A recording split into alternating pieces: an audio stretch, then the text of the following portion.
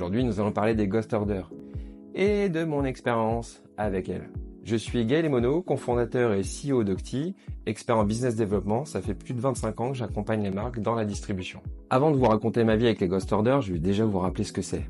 Pour certains, vous allez peut-être même le découvrir, c'est ce qui m'est arrivé. En fait, lorsqu'Amazon vous passe commande via Amazon Vendeur Central, votre service ADV, administration des ventes, accepte ou refuse les commandes. Lorsqu'elle rejette ces commandes, exemple 100 pièces commandées par Amazon, 50 rejetées, les 50 en attente chez Amazon ne sont plus en attente. Elles sont supprimées par Amazon.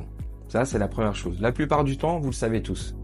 Le truc le plus complexe, lorsqu'on est acheteur, c'est que lorsque moi je fais mes achats, je vais regarder l'historique dans mon système et je ne verrai jamais apparaître le fait qu'Amazon m'a commandé 100 pièces peut-être chaque semaine, mais uniquement 50.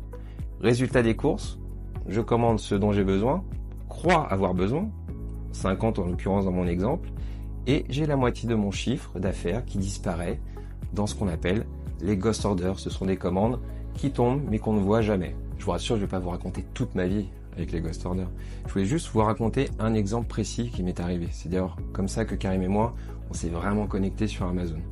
Lorsque nous travaillions à l'époque dans la même société, j'étais en charge de nombreuses marques dans l'audio. Là où j'étais extrêmement surpris, c'est que l'une d'entre elles, une marque très haut de gamme dans l'audio, était extrêmement bien vendue sur Amazon Angleterre, Allemagne, Espagne, Italie.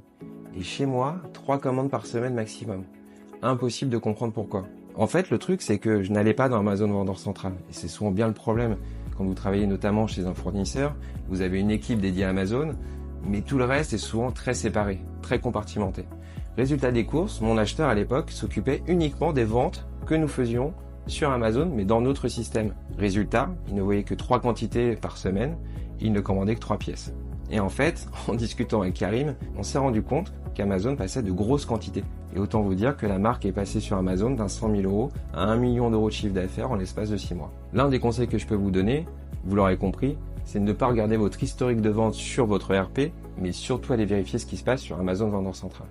Un autre conseil aussi, et sachez que c'est parfois complexe dans certaines sociétés, notamment sur la partie achat, vous devez absolument vous rapprocher de la team Amazon.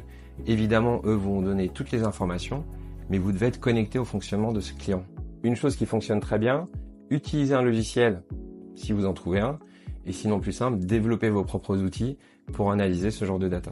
Un dernier point, l'analyse de la data, évidemment au cœur de tout. En revanche, ce qui est important avant de l'analyser, c'est d'avoir la bonne source. Vous l'aurez compris, elle n'est pas dans votre ERP concernant Amazon.